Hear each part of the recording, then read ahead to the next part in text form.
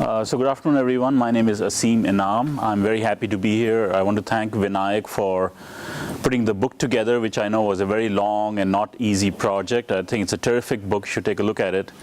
But I'm also very happy to be here because I'm an alumnus of USC. I got my PhD here, just a little while ago. Okay. So engaging the Asian city by engaging the Asian village, ? My first major experience on a journey of deep reflection, constant practice, and theoretical insight came with the Rural Habitat Development Program for the Archon Planning and Building Service, India. One may question the relevance of a rural program in the remote villages of India to the transformative potential of 21st century Asian urbanism. As I will argue, there are actually many valuable insights and lessons learned that illustrate transformative principles and can serve as strategies for the future of cities. As the co-founder and architect in charge of the rural program, I developed a research and partnership-based, flexible and open-ended model of practice for transforming the built environment. Years later, as this approach became increasingly adaptive and effective, I realized that the model has much in common with three transformative concepts of anti-foundationalism, the social character of knowledge, and experimentation. In 1986-87, I designed the rural program for the Archon Planning and Building Service India, which is a non-profit member of the Archon Development Network, a group of private, international, non-denominational agencies working to improve living conditions and opportunities for people in regions of the developing world. I was tasked with conceiving and implementing a brand new program to design and build rural housing in the state of Gujarat, about 250 miles northwest of Mumbai. The villages were small, remote, and faced many challenges, including cycles of flooding and drought, as well as a lack of access to financial and material resources. While the clear mandate of the new program was to design and build houses for the rural poor, I knew the situation in rural areas to be much more complex. First of all, while rural residents know how to design and build houses, the real challenge was to access resources, especially housing finance and improved building materials. Second, it was not obvious that designing and building new houses was actually a top priority for the residents themselves. It was more likely to be infrastructure issues such as supply of clean water, adequate sanitation and sewage, and the provision of civic amenities.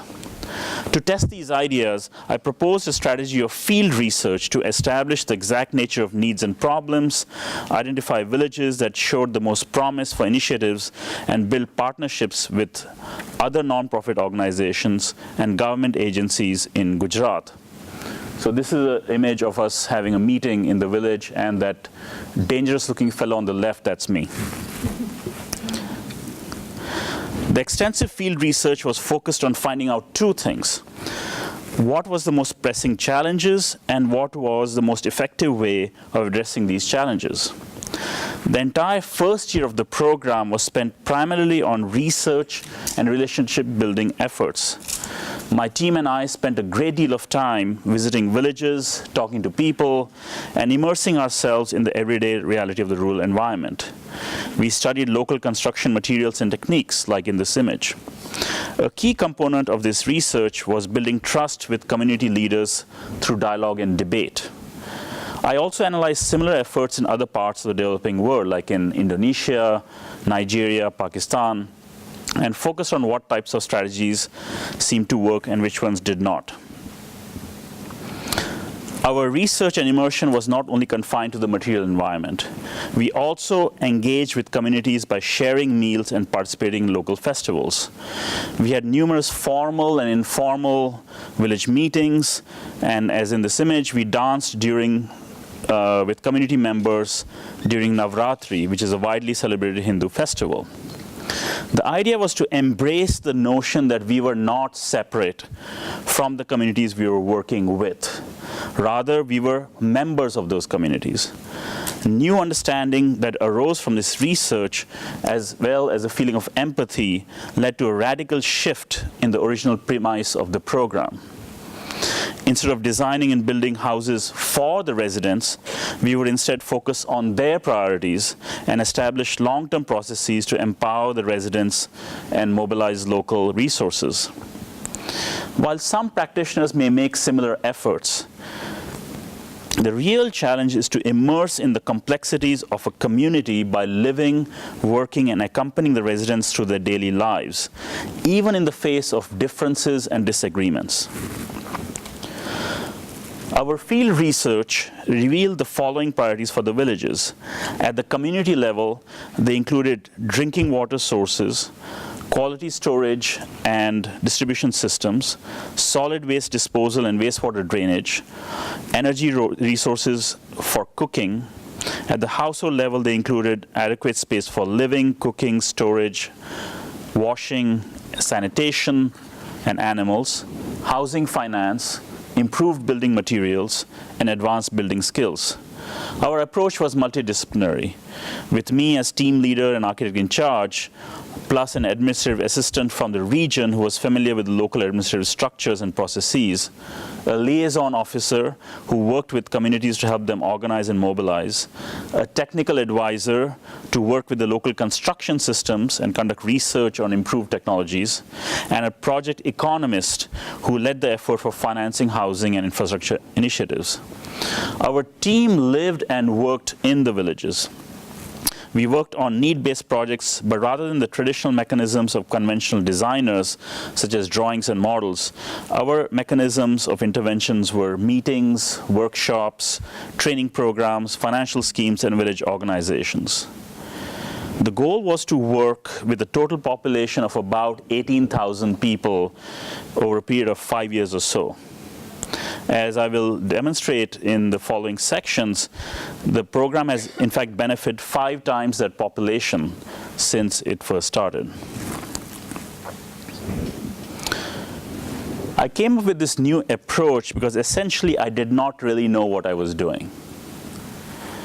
In other words, I did not enter the program with a preconditioned approach or a predetermined formula for success. The Archon Development Network, headquartered in Geneva, recruited me while I was still finishing my master's degree in architecture in Paris. So I was still in my early 20s. One advantage of being naive is that I was fairly open-minded and not committed to any particular strategy. I had no experience with conventional ways of carrying out such programs. In other sense, I had no sense of this is how a program should be done, which turned out to be a very good thing. The leadership of the Archon network deserves credit for allowing me time and resources to actually conduct all this extensive field research, which was extremely unusual at the time for a nonprofit in India. At the time of the conception, these ideas and approaches were quite new and revolutionary in their context. As I was to discover later, the flexibility and breadth of this vision resulted in enormous impacts many years after that. This open-minded approach also lends itself well to the principle of anti-foundationalism, which stresses the contingent emergence of ideas in response to particular needs and practices of people as they live their lives in any given place or time. To this day, the Planning and Building Service, the nonprofit I worked with, continues to integrate a research and partnership-based methodology for its different rural sub-programs, with responsibility falling upon the villagers themselves. The Gujarat Environmental Health Program exemplified this through a process of community participation that began with the formation of a village development committee, which represented all sections of the village community, with a minimum 30% of women and 15% of panchayat, which is the village governance body, on the committee. Since the community contributed up to 70% of funding, the village development committee opened a joint bank account to which the Planning and Building Service was a joint signatory for 2 years. These were mechanisms of cooperation and inclusion which were integral to the process and successful consequences of the programs. So the program was initially designed to respond to the needs and opportunities of the living conditions of 10 villages. The villages were very small, ranging in size from a population of about 800 to 2,500. We selected these villages because residents suffered from poor infrastructure, lack of shelter, and lack of access to clean drinking water. All challenges that we could actually address as an organization focusing on housing, infrastructure, and planning. These villages were also selected due to their manageable size, stable social conditions, and due to their spatial clustering that would enable a critical mass of project intervention and community mobilizations. We started our long journey of rural transformation by starting with a series of modest projects and learning by doing. One of the first projects we were asked to do was to design and build a kitchen for a school in one of the villages. Based on our research, I incorporated and upgraded local materials such as stone, tile, and wood, as well as improved construction techniques used by the local masons and carpenters. So the drawing you see on the upper left was done obviously by hand, living in the villages. I was very proud of myself. I thought it was a very beautiful drawing. There was a little problem. The first test of being flexible in a constantly changing situation arrived early on. The village carpenters and masons could not read my drawing at all because they do not work with technical drawings such as building plans and sections. In fact, they do not do or read architectural drawings at all. And here I am with my master's from Paris. So we immediately shifted, you see in the image, it's a little dark on the upper right, our mode of working on site with village craftsmen, translating our design ideas into 3 dimensions, on-the-fly creative thinking. The project turned out to be quite successful, and that's the finished one on the lower right. In response to demand, we also developed affordable housing prototypes that were durable, easy to build, and could fit on a small site that only measured about 25 feet by 35 feet. The construction was based on local limestone that is very strong and durable, and added prefabricated concrete beams that are cheap and easy to transport. The use of these beams for the roof ensured that families could extend the house vertically as needs arose and resources permitted, for example, as the families grew larger. We also worked in the village of Sangodra, which had raised funds to build a new daycare center and used upgraded local materials and technologies. We spoke with teachers in the existing daycare center and used this 3-dimensional model of the center not just as a mode of presentation, but as a conversation piece to generate debate and discussion. The design proposed a 300 by 300 foot square structure located on the main street of the village as a gathering place, paved with platforms and trellises above. We spent an extensive amount of time understanding the functioning of the daycare center and its needs by talking to the teachers. The design also tried to be sensitive to local climate by orienting itself to the prevailing breezes and providing shade from the hot Indian sun. The point of this approach to design was to empower residents to ultimately help themselves through a number of strategies, including a deep understanding of what is going on and how things are changing, building trust over time and being part of these communities, and developing long-term physical infrastructure, organizational capabilities, and local knowledge and skills. Thus, these small projects would be small steps in a broader and longer-term strategy. Through this approach, we were together constructing a reality of what could be transformed. Every step of the way, intensive dialogue shaped our understanding of what we could offer in terms of services and what the villagers needed to get done. We chose to seek the opinions of village leaders, but also to venture out in our Jeep, where there were actually no roads, to the relatively isolated areas, talking to people, attending cultural events, finding out about their problems, and so forth.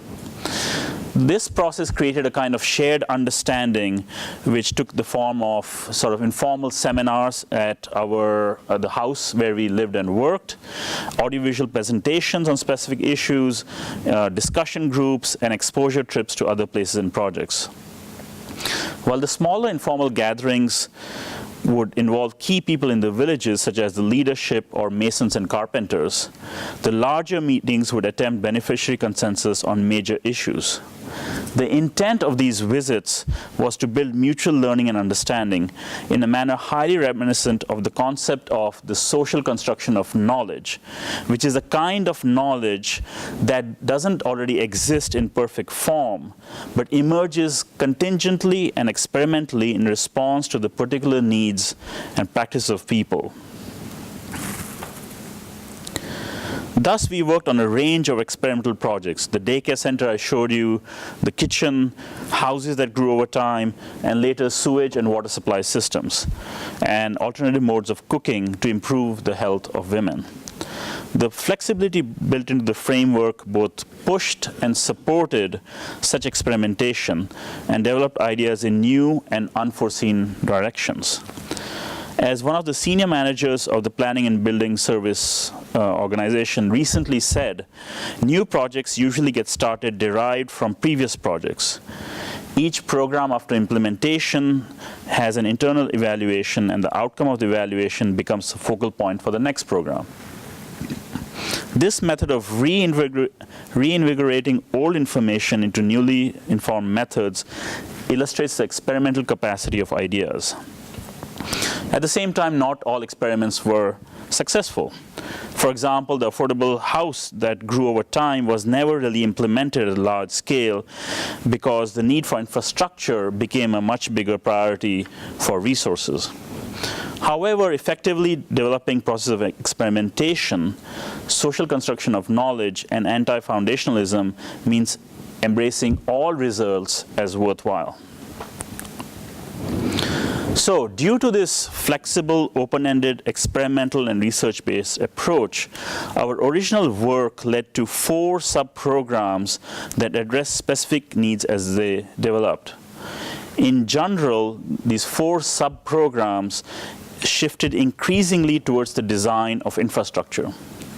For example, from 1996 to 2004, the sub-programs were responsible for nearly 14,000 sanitation structures such as toilets, bathrooms, and soak pits, over 120 water supply systems, including rainwater harvesting, and nearly 400 other projects such as kitchens designed to prevent the noxious smoke emitted by firewood.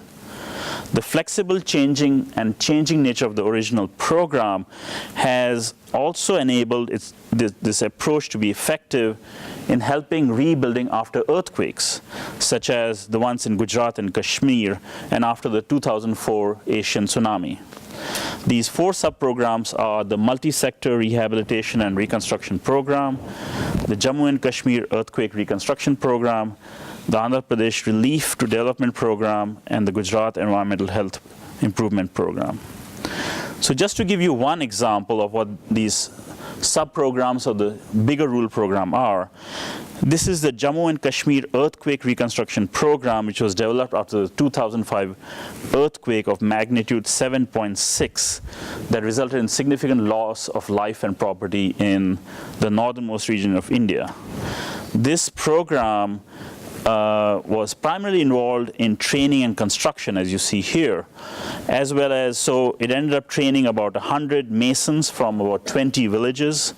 It reconstructed homes for vulnerable families, provided assistance to homeowners to rebuild after the earthquake, and reconstructed public infrastructure such as schools. As demonstrated by these figures, the overall strategy of the rural program has made a significant impact on the villages. This framework has been subsequently used in the sub-programs. By designing and developing an overall approach and framework and not focusing so much on isolated projects, the program has resulted in several highly effective consequences and results, which has benefited thousands of community members. Such a multifaceted, grounded, and interdisciplinary approach to design applies as well to the complex and changing realities of cities. Design in this instance is a mode of direct engagement with these realities by introducing creative ideas into praxis. Three facets of the rural program were most clearly corresponds to deeper principles of urban transformation. One is anti-foundationalism, the second is the social construction of knowledge, and the third is experimentation.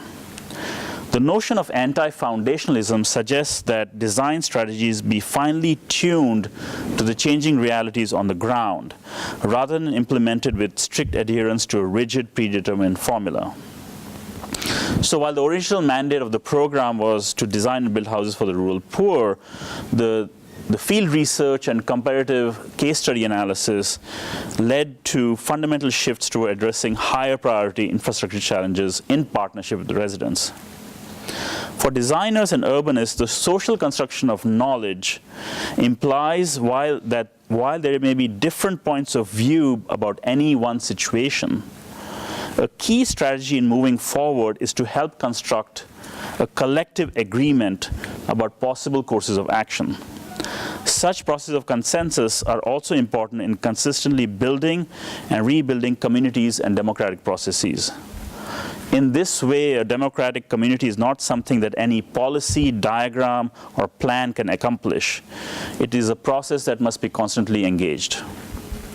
Accordingly, the rural program pursued projects through often painstakingly negotiated collective agreements based on local needs and organizational capacities.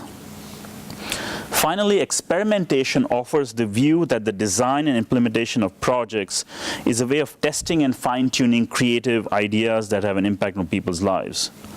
The original program experimented with creative strategies for water supply systems, sanitation and sewage facilities, construction materials, research, and skills training, all of which were then applied at a much larger scale with a great effect in subsequent programs. In this manner, the deeper principles that emerge out of the Rural Habitat Development Program help inform initiatives that seek transformation in Asian cities. Of course, villages and rural areas offer special challenges like lack of infrastructure, lack of access to resources, but also special advantages such as smaller community sizes, manageable land uses. Still, the principal insight that we can obtain is a deeper understanding of the design, building, and transformation processes from such initiatives, including its successes and failures. Most of all, by adopting an approach that works things out in response to changing circumstances and needs, which is anti-foundationalism, relying on collective knowledge and collaborative action, also known as social construction of knowledge, and being open to testing a variety of ideas in experimentation, the rural program has impacted the lives of thousands of residents over the last 25 years. Thank you.